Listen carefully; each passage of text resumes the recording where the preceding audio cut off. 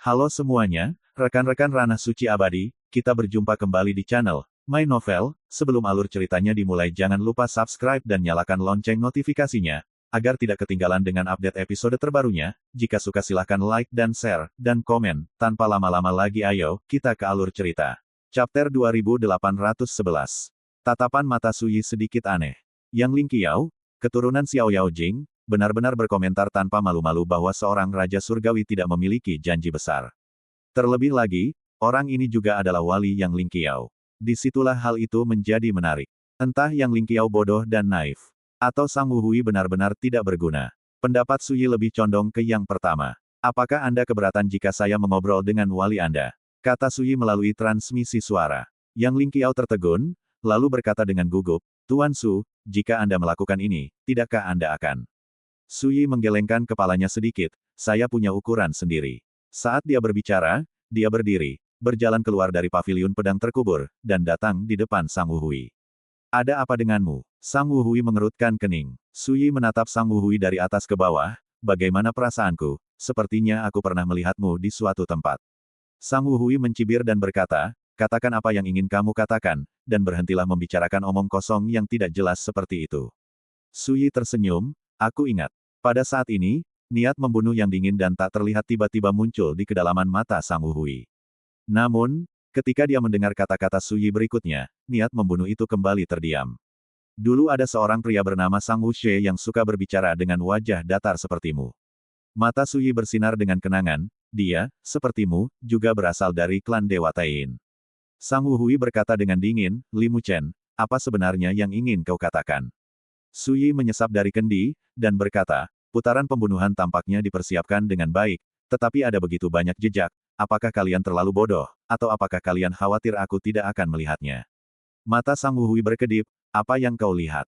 Suyi berkata dengan ringan, kau menebak. Sang Wuhui mengerutkan kening, dan tiba-tiba tersenyum, aneh, jika situasi pembunuhan yang kamu sebutkan benar-benar ada, mengapa kamu tidak melarikan diri? Hancurkan token Xingyao, dan kamu dapat meninggalkan area terlarang 9 tokoh dalam sekejap, mengapa kamu tidak melakukannya? Suyi mengocok anggur di dalam panci, dan berkata dengan santai, jika aku pergi, bagaimana aku bisa memberimu kesempatan untuk membunuhku? Sang Wuhui mencibir, seolah-olah dia terlalu malas untuk berdebat dengannya. Suyi melanjutkan, tidak peduli apapun ide yang kamu miliki, atau apapun yang kamu rencanakan, jangan memainkan trik kikuk seperti itu di masa depan. Dia menunjuk Yang Ling Qiao yang tidak jauh dari sana, seorang murid batin Li Xin Jianzai tahu apa artinya membedakan antara keluhan dan kebencian, mengapa kalian orang tua tidak tahu apa artinya memiliki keluhan dan berutang. Sang Wuhui berkata tanpa ekspresi, saya tidak mengerti apa yang Anda bicarakan. Suyi berkata, masih berpura-pura bingung. Kalau begitu aku akan terus terang. Kau boleh berurusan denganku, tetapi jangan menggunakan karakter junior yang masih dirahasiakan itu sebagai pion. Itu terlalu rendah hati, tidak sedap dipandang, dan hanya lelucon. Sang Wuhui tampaknya akhirnya mengerti, dan tiba-tiba berkata, kau berbicara tentang Yang Ling Qiao, iya, Yang Mulia benar-benar khawatir tentang wortel asin, apa hubungannya denganmu, penerus Li Xin Jianzai-ku? Suyi dapat melihat bahwa lelaki tua ini masih berpura-pura bingung, jelas tidak peduli apa yang dia katakan, pihak lain tidak akan mengakuinya. Suyi menatap Sang Wuhui dalam-dalam, katakan pada Tuan Xie Jian, jangan membuatku meremehkannya. Setelah selesai berbicara, dia kembali ke paviliun pedang terkubur. Sang Wuhui berdiri di tempat, mengerutkan kening dan merenung, dan tetap diam untuk waktu yang lama. Tuan Su, bukankah kau memberitahu Sang Wuhui sebelumnya? Yang Ling Qiao sangat gugup, jadi dia bertanya melalui transmisi suara. Belum lagi, Suyi berkata, itu masih lapisan kertas jendela yang belum ditusuk, dan belum sampai pada titik yang benar-benar merobek wajah. Segera, dia menyarankan, jika memungkinkan, aku sarankan kamu tetap di sisi Wu Qing mulai hari ini. Mengenai hal-hal lain, kamu tidak perlu mengkhawatirkannya, dan itu tidak ada hubungannya denganmu. Ekspresi Yang Ling Qiao berubah sejenak, sebelum dia mengangguk dan berkata, oke. Segera, Yang Ling Qiao pergi dengan tergesa-gesa. Sang Wuhui mengikuti di belakang. Suyi memperhatikan sosok keduanya menghilang, sedikit mengernyit. Dia samar-samar merasa ada sesuatu yang salah, tetapi dia tidak bisa mengatakannya.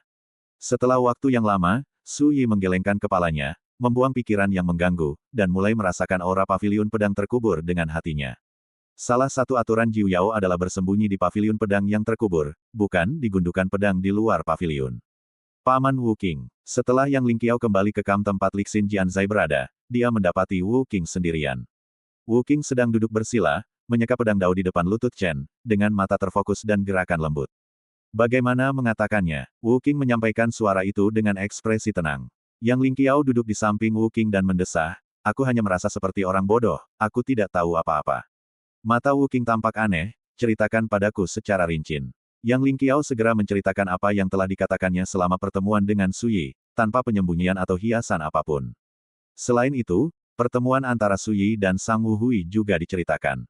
Setelah mendengarkan, Wu Qing tidak tampak terkejut, dia mengangguk dan berkata, itu wajar, dalam situasi pembunuhan, penyergapan di semua sisi, bagaimana mungkin kamu tidak menyadari sedikit pun bahaya. Yang Lingqiao berkata dengan hati nurani yang bersalah, Guru, saya telah melanggar aturan sekte dan menipu musuh, kamu tidak menyalahkan saya. Wu Qing mengangkat matanya dan menatap Yang Lingqiao, menatap langit dan bumi, kamu layak mendapatkan pedang, ini adalah kondisi pikiranmu untuk mencari tahu, bagaimana aku bisa menyalahkanmu. Segera, Wu Qing menggelengkan kepalanya, kali ini, kamu digunakan sebagai pion dan kamu tidak tahu apa-apa. Itu karena Fu Yong terlalu tidak jujur. Jika kamu dihukum oleh sekte di masa depan, aku akan menjelaskannya kepadamu. Yang Lingqiao sangat terkejut, dan dengan ragu berkata, Guru, jika aku tidak melakukan ini, apa yang akan kamu pikirkan tentangku? Wu Qing berkata dengan enteng, orang yang bahkan mengkhianati hati pedangnya tidak layak untuk pendapatku. Yang Lingqiao tiba-tiba berkeringat dingin. Jika ada perbedaan dalam pikiran hari ini, mungkin itu adalah dua hasil yang sama sekali berbeda. Wu Qing berkata, mulai hari ini, kamu hanya perlu berada di sisiku. Yang Lingqiao segera menjadi tenang, Tuan, bagaimana Sang Wu Hui harus menjelaskannya? Wu Qing berkata tanpa sadar, dia orang yang menyebalkan. Aula kelupaan. Pelayan pedang duduk sendirian di depan dinding itu dan tidak pernah bergerak. Sang Wu Hui berjalan ke aula utama, berkata sambil tersenyum, anak bermarga Su itu cukup pandai menggertak orang, hampir membuatku berpikir bahwa identitasku terbongkar. Pelayan pedang berkata, sebagai perbandingan, dia lebih seperti tukang reparasi pedang. Sang Wu Hui berkata dengan acuh tak acuh, bagaimanapun, dia adalah tubuh reinkarnasiku. Jika dia tidak cukup kuat, dia akan mati ketika dia berada di domain dewa. Pelayan pedang itu terdiam. Sang Wu Hui kemudian bertanya, kali ini aku datang kepadamu untuk memastikan satu hal, jadi metode apa yang digunakan Su Yi untuk mendapatkan dua aturan Dao Yu Yao dan Su Nyao satu demi satu. Pelayan pedang itu berkata, dia adalah reinkarnasimu, jika kamu tidak tahu, bagaimana aku bisa tahu? Sang Wu Hui mengerutkan kening, dan langsung tersenyum, tidak apa-apa, bagiku, itu mungkin hal yang hebat. Setelah itu, dia berbalik dan pergi. Di aula utama, hanya ada satu pelayan pedang yang tersisa. Dia duduk di sana, seberkas cahaya bintang jatuh dari dinding di depannya, dan dengan tenang menguraikan sebuah adegan. Dalam adegan itu, Su Yi berdiri di depan gundukan pedang di paviliun pedang yang terkubur, mengambil kendi anggur, dan menuangkannya ke tanah. Pelayan pedang itu tiba-tiba mendesah pelan. Sayang sekali, bagaimana dengan tubuh yang bereinkarnasi, itu bukan Jiang Wuchen. Waktu berlalu hari demi hari. Su Yi pergi ke paviliun pedang terkubur, Gua Pemurnian Iblis, Gerbang Changning, dan tempat-tempat lainnya. Itu adalah tempat-tempat yang penuh dengan kesempatan di kota kuno Jiuyao. Dari zaman dahulu hingga sekarang, setiap kelompok orang kuat yang memasuki kota kuno Jiuyao akan pergi ke tempat-tempat yang penuh dengan kesempatan ini untuk mencoba peruntungan mereka. Mungkin Anda tidak akan mendapatkan keberuntungan yang besar, tetapi Anda juga bisa mendapatkan beberapa manfaat yang sangat bermanfaat untuk kultivasi. Misalnya, jika Anda berlatih di Gua Pemurnian Iblis, Anda dapat menggunakan energi yang kuat di dalamnya untuk menempa tubuh Tao Anda dan mempertajam kondisi pikiran Anda. Di Gerbang Changning, ada lebih dari 1000 jenis jejak warisan yang tersisa dari era akhir Dharma yang terukir dengan rapat. Dikatakan bahwa semua jejak warisan ini ditinggalkan oleh keberadaan yang kuat yang ditempatkan di kota kuno Jiuyao di era akhir Dharma.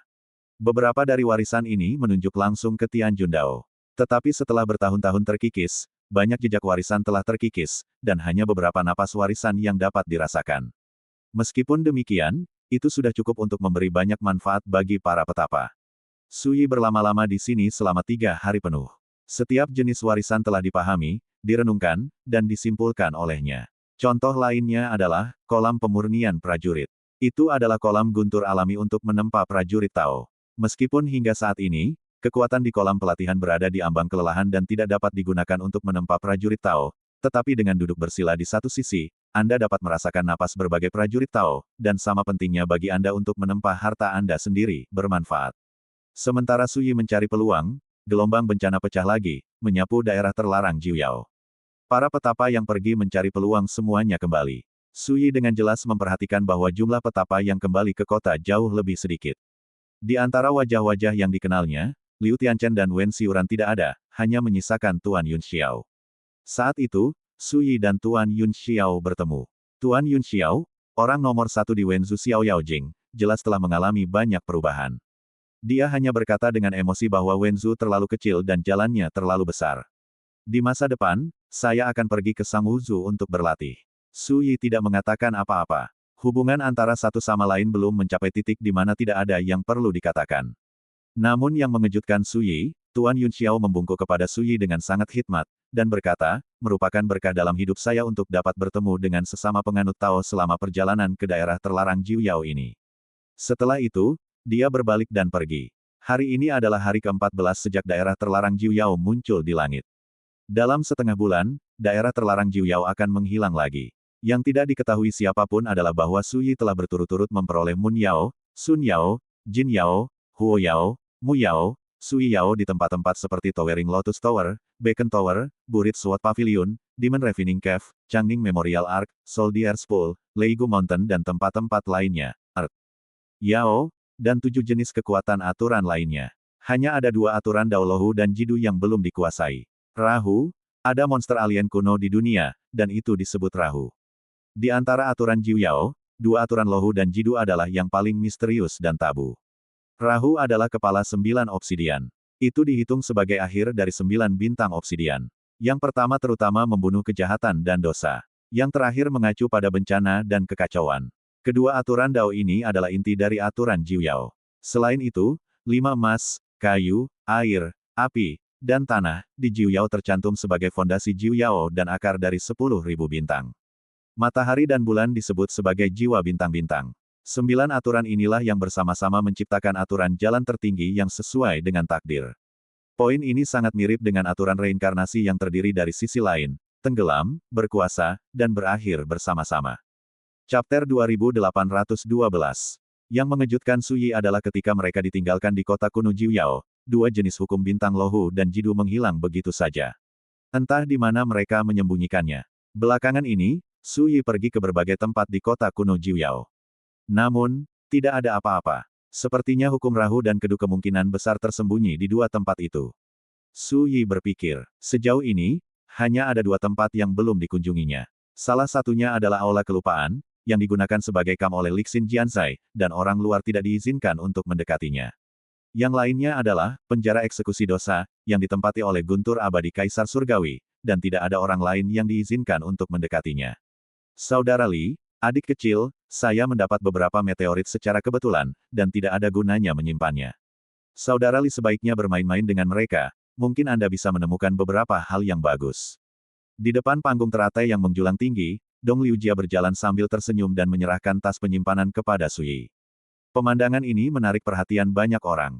Namun Dong Liujia tidak peduli. Su Yi tentu saja tidak peduli. Alasan mengapa dia setuju untuk berimbang dengan Dong Liujia dalam pertempuran itu di awal adalah karena Dong Liujia sangat baik, dan dia dengan sukarela menyerahkan semua hartanya. Yang kedua adalah jaminan Dong Liujia bahwa setengah dari meteorit yang dikumpulkan di daerah terlarang Jiuyao akan dibagikan kepada Su Yi. Saudara Li menggigit satu persatu, kapan mulut kecilmu, Dong Liujia, menjadi begitu manis. Sajak Xiaoyu datang dalam berbagai gaya, dengan pakaian berkibar dan berbagai gaya. Begitu dia tiba, dia menjadi pusat perhatian semua orang. Bahkan para biksu wanita itu harus mendesah diam-diam, Xia Yuyun ini memang peri yang tak tertandingi dari garis keturunan Tianhu, menawan dan tak tertandingi. Dong Liujia melirik pasangan yang menjulang tinggi di depan Xia Yuyun tanpa jejak matanya, dan kemudian berpura-pura terkejut, apakah mulutku manis atau tidak, dan Nona Yiyun tahu. Xia Yuyun memutar matanya, lalu menatap Su Yi sambil tersenyum, sudah beberapa hari aku tidak bertemu denganmu, sikap saudara Daoli bahkan lebih baik dari sebelumnya, itu hebat. Matanya penuh dengan rasa suka yang tak tersamar, bersinar terang. Su Yi, kalian mengobrol. Dong Liujia tertawa terbahak-bahak, berbalik dan pergi dengan sangat jenaka. Itu agak pintar, Xia Yuyun berkomentar. Segera, dia melangkah maju dan datang ke sisi Su Yi, dan berkata melalui transmisi suara, mengapa saudara Li Dao tidak pergi? Apakah kamu tidak khawatir tentang sesuatu yang tidak terduga terjadi? Atau, Saudara Li Dao menganggap kata-kataku bersifat menakut-nakuti. Dia mengerutkan kening dengan khawatir, ini tidak baik. Menurut pengamatanku, situasimu semakin berbahaya, dan kau akan. Sebelum selesai berbicara, Su Yi berkata, bisakah aku merepotkanmu dengan satu hal? Xia Yuyun tertegun, dan berkata dengan marah, apa masalahnya? Ini terlalu banyak. Mulai sekarang, saudara Li Dao punya perintah. Katakan saja, aku berjanji untuk patuh. Lagi pula, siapa yang membuatku sangat menyukai saudara Li Dao? Saat dia berbicara, dia menundukkan kepalanya karena malu. Su Yi, harus dikatakan bahwa Xia Yuyun tidak hanya sangat luar biasa dan menakjubkan dalam penampilan dan temperamen, tetapi juga memiliki sosok yang sangat seksi. Untuk menggambarkannya dalam satu kalimat, dengan sosok itu, kau tidak dapat melihat jari-jari kakimu saat melihat ke bawah. Apa yang akan dilakukan Daois Li? Melihat Su Yi terdiam, Xia Yuyun mengambil inisiatif untuk bertanya. Su Yi berkata, aku ingin melihat penjara Severance. Xia Yuyun terkejut, lalu tersenyum cerah. Kupikir ada sesuatu, jadi kamu ingin pergi ke sana. Bagiku, tidak ada masalah sama sekali. Setelah berkata demikian, dia mengambil inisiatif untuk memimpin jalan. Su Yi mengikutinya dari belakang. Di atas panggung teratai yang menjulang tinggi tidak jauh dari sana, Lian Yu melihat semua ini dengan pandangan yang rumit. Li Muchen ini, apakah dia benar-benar tidak tahu bahwa dia akan segera dirampok? Kalau tidak, mengapa kamu masih berlama-lama di kota ini alih-alih pergi dengan cepat? Penjara Algojo terletak di bawah dojo yang bobrok. Pintu masuknya adalah sumur kering yang terletak di tengah dojo. Tempat ini telah lama ditempati oleh pengadilan guntur abadi sebagai kamp. Ketika Xia Yuyun tiba bersama Su Yi, itu langsung menimbulkan keributan. Kakak senior Yun Yun, untuk apa kamu membawa orang itu ke sini? Seseorang tidak dapat menahan diri untuk bertanya. Aku ingin membawa Li Daoxiong ke penjara Zanzu untuk melihatnya. Apakah ada masalah? Xia Yuyun berkata perlahan. Semua pembangkit tenaga listrik guntur abadi saling memandang dengan cemas. Dan Jin Sun Tianjun, pelindung Xia Yuyun, sangat marah hingga wajahnya pucat pasi. Xia Yuyun, apa pendapatmu tentang kamp kita?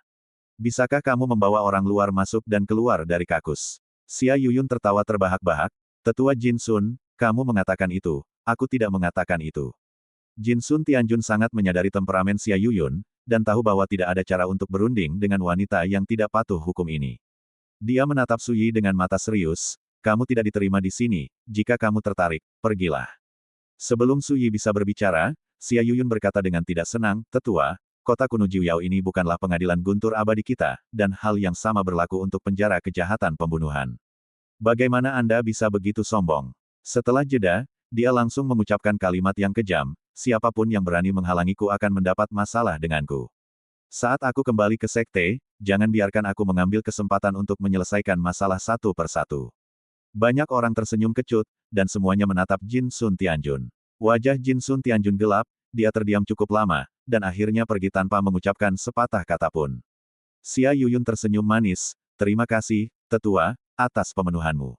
Segera, dia membawa Su Yi ke dojo itu, dan datang ke pintu masuk sumur kering itu. Apakah kamu ingin aku menemanimu? Dia mengedipkan matanya yang indah, menantikannya. Namun, Su Yi menggelengkan kepalanya, konon penjara ini sangat berbahaya. Jika sesuatu terjadi padamu, pengadilan guntur abadi pasti akan menelanku hidup-hidup. Xia Yuyun berkata dengan menyesal, itu saja, baiklah. Kalau begitu aku akan tinggal di sini dan melindungi hukum untukmu, untuk memastikan tidak ada yang berani melakukan hal-hal licik. Para petapa pengadilan guntur abadi di kejauhan hampir tertawa marah. Kakak senior, ini wilayah kita. Siapa yang akan melakukan hal-hal buta itu? Dikatakan seolah-olah mereka semua adalah orang-orang licik itu.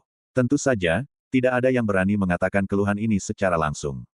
Hanya saja mereka menatap Su Yi dengan mata jelek. Bagaimana mungkin Su Yi peduli dengan hal-hal ini? Dengan sekejap sosoknya, dia melayang ke kedalaman sumur kering itu. Saya masih berpikir bahwa dia telah bereinkarnasi dan dibangun kembali sampai sekarang. Apa hebatnya itu? Ternyata apa yang dia lalui tidak lebih dari jalan yang telah saya lalui.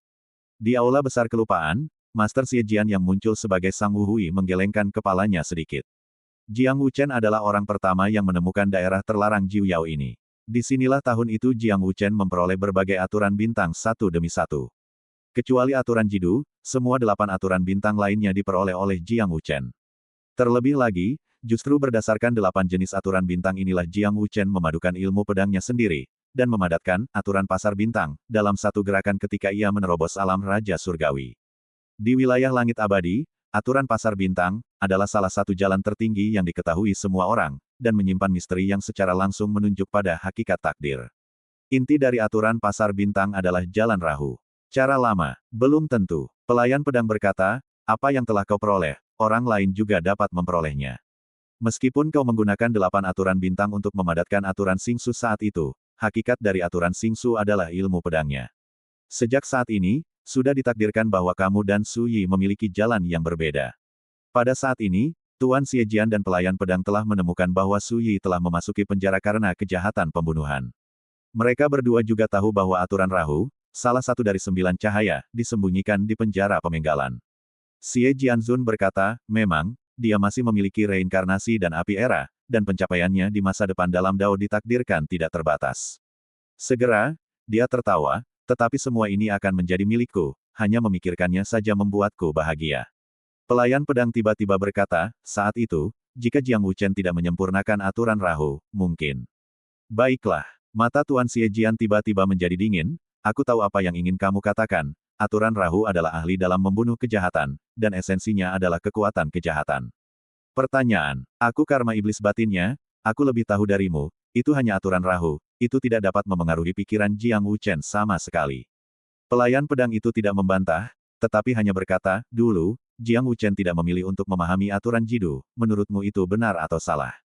Xie Jianzun berkata dengan acuh tak acuh, benar atau salah, itu semua kalender lama, jika aku ada di sini saat itu. Berbicara tentang ini, dia menggelengkan kepalanya dan berkata, tidak masalah jika kamu tidak mengatakan apa-apa, masalahnya sudah selesai. Pelayan pedang itu berkata, kamu bisa melakukannya sekarang. Xie Jianzun terkejut, lalu tertawa, terima kasih. Berbalik dan melangkah keluar dari aula terlupakan. Pelayan pedang itu duduk diam.